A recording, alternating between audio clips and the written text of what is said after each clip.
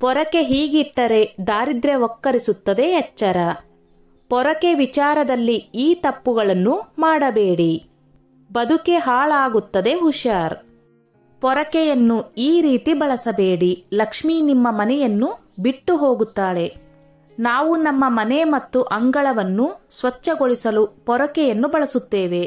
ಪೊರಕೆಯ ಬಗ್ಗೆ ಕೆಲವೊಂದು ನಂಬಿಕೆಗಳು ಇದೆ. ಈ ಪೊರಕೆಯನ್ನು ನಾವು ಮನೆಯ ಮುಂಭಾಗದಲ್ಲಿ ಇಟ್ಟರೆ ಅದು ಅಶುಭದ ಸಂಕೇತ. ಹೀಗೆ ಪೊರಕೆಯ ಬಗ್ಗೆ ಹಲವಾರು ನಿಬಂಧನೆಗಳಿದೆ. ಆದರೆ ಪೊರಕೆಗೂ ಹಾಗೂ ಮಾತೆ ಲಕ್ಷ್ಮಿಗೂ ಒಂದು ರೀತಿಯ ಸಂಬಂಧವಿದೆ. ಪುರಾಣಗಳ ಪ್ರಕಾರ ಪೊರಕೆಯನ್ನು ಇದೇ ರೀತಿ ಬಳಸಬೇಕು ಹಾಗೂ ಇಂತಹ ಜಾಗದಲ್ಲಿ ಇಡಬೇಕು ಅನ್ನೋ ನಂಬಿಕೆಗಳಿದೆ. ಹಾಗಾದ್ರೆ ಇವತ್ತು ಪೊರಕೆ ಬಗ್ಗೆ ಪುರಾಣಗಳಲ್ಲಿ ಉಲ್ಲೇಖವಾಗಿರೋದು ಏನು ಅನ್ನೋದನ್ನ ತಿಳಿಯೋಣ. ಪೊರಕೆಗೆ ಸಂಬಂಧಿಸಿದಂತೆ ವಾಸ್ತು ಟಿಪ್ಸ್. ಮನೆಯಲ್ಲಿ ಶಾಂತಿ ನೆಲೆಸಬೇಕೆಂದರೆ ಅಥವಾ ಆರ್ಥಿಕ ಪರಿಸ್ಥಿತಿಯನ್ನು ಸುಧಾರಿಸಿಕೊಳ್ಳಬೇಕಾದರೆ ವಾಸ್ತುಶಾಸ್ತ್ರದಲ್ಲಿ ಅನೇಕ ಪರಿಹಾರಗಳಿದೆ. ಅದರಲ್ಲಿ ಮುಖ್ಯವಾಗಿ ಮನೆಯ ಸ್ವಚ್ಛತೆಯನ್ನು ಕಾಪಾಡುವುದು. ನೀವು ಈ ನಿಯಮಗಳನ್ನು ಪಾಲಿಸಿದರೆ ಖಂಡಿತ ಮಾತೆ ಲಕ್ಷ್ಮಿಯು ಖುಷಿ ಪಡುತ್ತಾಳೆ. ಯಾಕಂದ್ರೆ ಮನೆಯ ಕೋಣೆಯಲ್ಲಿ ಲಕ್ಷ್ಮಿಯು ನೆಲೆಸಿರುತ್ತಾಳೆ. ವಾಸ್ತುವಿನ ಪ್ರಕಾರ ಮನೆಯ ಸ್ವಚ್ಛತೆಯನ್ನು ಕಾಪಾಡುವಲ್ಲಿ ಪೊರಕೆಯು ತುಂಬಾನೇ ಮುಖ್ಯ ಪಾತ್ರ ವಹಿಸುತ್ತದೆ. ಹಾಗಾದ್ರೆ ನೀವು ಪೊರಕೆಯ ಬಗ್ಗೆ ಇರುವ ಕೆಲವೊಂದು ವಿಚಾರಗಳ ಬಗ್ಗೆ ತಿಳಿದುಕೊಳ್ಳಿ. ಇದು ನಿಮ್ಮ ಮನೆಯಲ್ಲಿ ಸಂಪತ್ತು ಹಾಗೂ ಶಾಂತಿ ನೆಲೆಸಲು ಕಾರಣವಾಗುತ್ತದೆ. ಹಾಳಾದ ಪೊರಕೆಯನ್ನು ಮನೆಯಲ್ಲಿ ಇಟ್ಟುಕೊಳ್ಳಬೇಡಿ. ವಾಸ್ತುಶಾಸ್ತ್ರದ ಪ್ರಕಾರ ಹಾಳಾದ ಪೊರಕೆಯನ್ನು ಮನೆಯಲ್ಲಿ ಇಟ್ಟುಕೊಳ್ಳಬಾರದು. ಪೊರಕೆ ಹಾಳಾಗಿದೆ ಅಂದ ತಕ್ಷಣ ಅದನ್ನು ಬಳಕೆ ಮಾಡಬಾರದು. ಇಂತಹ ಪೊರಕೆಯನ್ನು ಮನೆಯ ಒಳಗಡೆ ಇಟ್ಟುಕೊಳ್ಳುವುದು ಮನೆಗೆ ಖಂಡಿತ ಶೋಭೆ ತರೋದಿಲ್ಲ. ಒಂದು ವೇಳೆ ನೀವು ಹಾಳಾದ ಪೊರಕೆಯಲ್ಲೇ ಮನೆಯನ್ನು ಸ್ವಚ್ಛಗೊಳಿಸಿದರೆ ಋಣಾತ್ಮಕ ಶಕ್ತಿ ಮನೆ ಒಳಗಡೆ ನುಗ್ಗುತ್ತದೆ. ಇದಿಷ್ಟೇ ಅಲ್ಲ, ಮನೆಗೆ ಯಾವಾಗಲೂ ಹೊಸ ಪೊರಕೆ ತರಬೇಕು ಅನ್ನೋದ್ರ ಬಗ್ಗೆಯೂ ನಿಮಗೆ ತಿಳಿದಿರಬೇಕು. ಹೌದು, ಶನಿವಾರದ ದಿನ ಮಾತ್ರ ನೀವು ಹೊಸ ಪೊರಕೆಯನ್ನು ಮನೆಗೆ ತರಬೇಕು. ಇದರಿಂದ ಕೇವಲ ಲಕ್ಷ್ಮಿ ಮಾತ್ರ ಖುಷಿ ಪಡೋದಿಲ್ಲ, ಇದರ ಜೊತೆಗೆ ಶನಿಯ ಆಶೀರ್ವಾದ ಕೂಡ ನಿಮಗೆ ಒಲಿಯುತ್ತದೆ. ಗುಡಿಸಲು ಸರಿಯಾದ ಸಮಯ. ವಾಸ್ತುಶಾಸ್ತ್ರದಲ್ಲಿ ಯಾವುದೇ ಕೆಲಸ ಮಾಡಲು ಸಮಯ ಬಹಳ ಮುಖ್ಯ. ಪ್ರತಿ ಕೆಲಸಕ್ಕೂ ನಿಗದಿತ ಸಮಯ ಹೇಳಲಾಗಿದೆ. ಅದರಂತೆ ಗುಡಿಸಲು ಅತ್ಯಂತ ಸೂಕ್ತವಾದ ಸಮಯವೆಂದರೆ ಬೆಳಗ್ಗೆ 5ರಿಂದ 9ರವರೆಗೆ.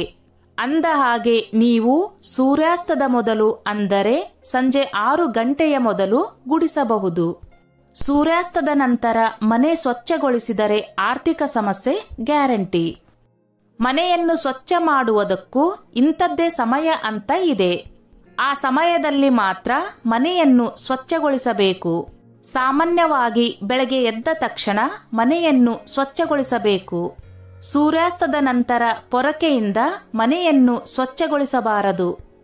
ಯಾಕಂದ್ರೆ ಕತ್ತಲೆಯ ಸಂದರ್ಭದಲ್ಲಿ ಮನೆಯನ್ನು ಸ್ವಚ್ಛಗೊಳಿಸೋದ್ರಿಂದ ಋಣಾತ್ಮಕ ಅಂಶ ಮನೆಯೊಳಗಡೆ ಬರುತ್ತದೆ. ಇದಿಷ್ಟೇ ಅಲ್ಲ, ಸೂರ್ಯಾಸ್ತದ ನಂತರ ಪೊರಕೆಯಿಂದ ಮನೆಯನ್ನು ಸ್ವಚ್ಛಗೊಳಿಸುವುದನ್ನು ಲಕ್ಷ್ಮಿಯು ಇಷ್ಟಪಡೋದಿಲ್ಲ ಹಾಗೂ ಅಂತಹ ಮನೆಯಲ್ಲಿ ಆರ್ಥಿಕ ಸಮಸ್ಯೆ ಎದುರಾಗುತ್ತಂತೆ. ಪೊರಕೆಯನ್ನು ಯಾವ ಜಾಗದಲ್ಲಿ ಇಡಬೇಕು? ಪುರಾಣಗಳ ಪ್ರಕಾರ ಸ್ವಚ್ಛವಿಲ್ಲದ ಜಾಗದಲ್ಲಿ ಲಕ್ಷ್ಮೀದೇವಿಯು ಇರುವುದಕ್ಕೆ ಇಷ್ಟಪಡುವುದಿಲ್ಲ. ಹೀಗಾಗಿ ಪ್ರತಿನಿತ್ಯ ಮನೆಯನ್ನು ಸ್ವಚ್ಛಗೊಳಿಸುವುದು ತುಂಬಾನೇ ಮುಖ್ಯ. ಇದಿಷ್ಟೇ ಅಲ್ಲ, ನೀವು ಮನೆಯನ್ನು ಸ್ವಚ್ಛಗೊಳಿಸುವ ಪೊರಕೆಯನ್ನು ಸರಿಯಾದ ಜಾಗದಲ್ಲಿ ಇಡೋದು ಕೂಡ ತುಂಬಾನೇ ಮುಖ್ಯವಾಗಿರುತ್ತದೆ. ವಾಸ್ತುಶಾಸ್ತ್ರದ ಪ್ರಕಾರ ಪೊರಕೆಯನ್ನು ಯಾವಾಗಲೂ ಹಣದಂತೆ ಮರೆಮಾಡಬೇಕು. ಪೊರಕೆಯನ್ನು ಯಾವಾಗಲೂ ನೆಲದ ಮೇಲೆ ಮಲಗಿಸಿ ಇಡಬೇಕು. ಪೊರಕೆಯನ್ನು ಎಂದಿಗೂ ಎಲ್ಲರ ಕಣ್ಣಿಗೆ ಕಾಣುವ ಜಾಗದಲ್ಲಿ ಇಡಬಾರದು. ಅಲ್ಲದೆ ಪೊರಕೆಯನ್ನು ಎಂದಿಗೂ ನಿಂತಿರುವಂತೆ ಇಡಬಾರದು ಮತ್ತು ದೇವರ ಮನೆಯಲ್ಲಿ ಕೂಡ ಇಡಬಾರದು. ಈ ಬಗ್ಗೆ ಹೆಚ್ಚಿನ ಕಾಳಜಿ ವಹಿಸಬೇಕು. ಇಲ್ಲದಿದ್ದಲ್ಲಿ ಇದು ಬಡತನಕ್ಕೆ ಕಾರಣವಾಗುತ್ತದೆ. ಹಾಗೆಯೇ ಪೊರಕೆಯನ್ನು ಮನೆಯ ಕೋಣೆಯ ಪಶ್ಚಿಮ ಭಾಗದಲ್ಲಿ ಇಡಬೇಕು. ನೀವು ಈ ರೀತಿ ಮಾಡಿದರೆ ಮನೆಯೊಳಗಡೆ ಇದ್ದ ಎಲ್ಲಾ ಋಣಾತ್ಮಕ ಶಕ್ತಿಗಳು ಹೊರಗಡೆ ಹೋಗುತ್ತದೆ. ಕೊಳಕು ಪ್ರದೇಶದಲ್ಲಿ ಪೊರಕೆ ಇಡಲೇಬೇಡಿ. ಪುರಾಣಗಳಲ್ಲಿ ಪೊರಕೆಗೆ ಮಾತೆ ಲಕ್ಷ್ಮಿಯ ಸ್ಥಾನವನ್ನು ನೀಡಲಾಗಿದೆ.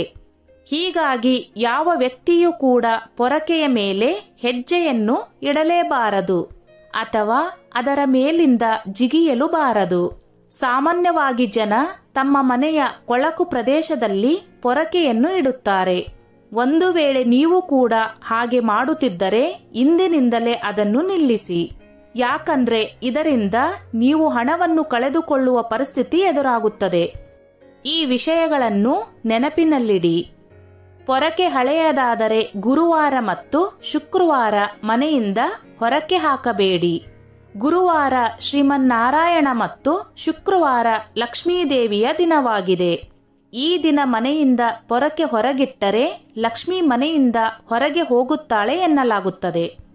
ಪೊರಕೆ ಖರೀದಿಗೂ ದಿನ ಇದೆ.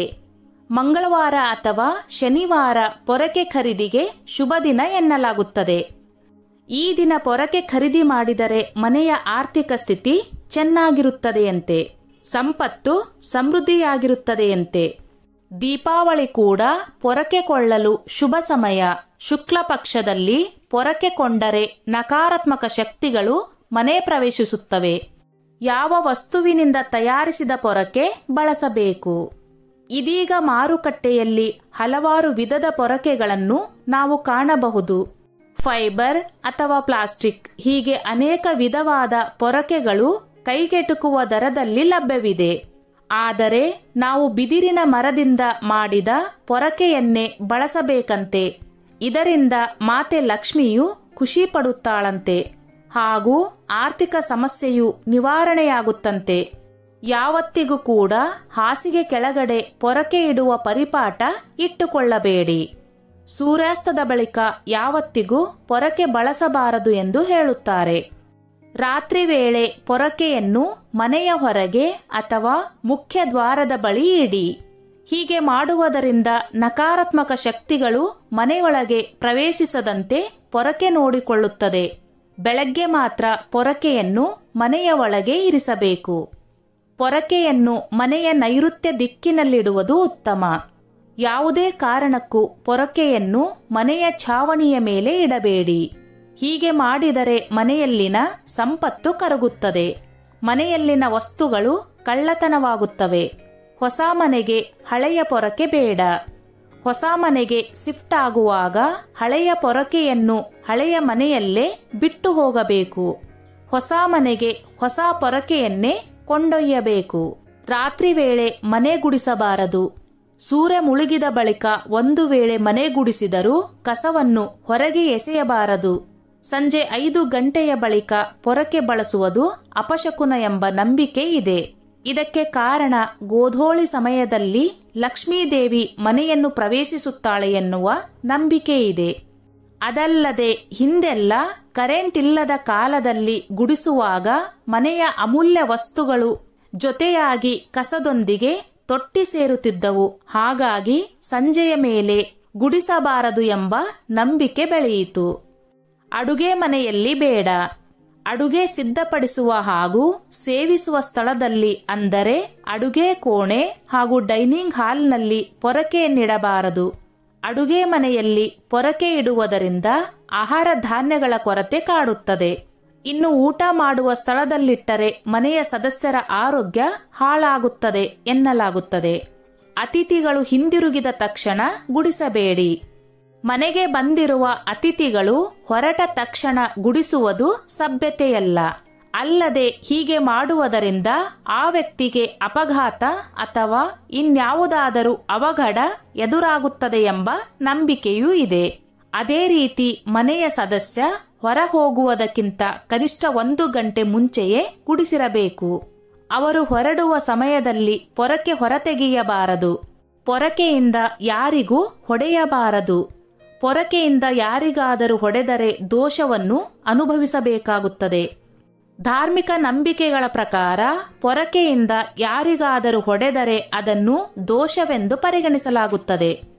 ಗೋವು ಅಥವಾ ಯಾವುದೇ ಪ್ರಾಣಿಗೆ ಪೊರಕೆಯಿಂದ ಹೊಡೆಯಬೇಡಿ, ಇದು ದುರಾದೃಷ್ಟಕ್ಕೆ ಕಾರಣವಾಗುತ್ತದೆ. ನೀವು ಬಳಸಿದ ಪೊರಕೆಯನ್ನು ಯಾರಿಗೂ ನೀಡಬೇಡಿ, ಅದು ಹಣದ ನಷ್ಟಕ್ಕೆ ಕಾರಣವಾಗಬಹುದು.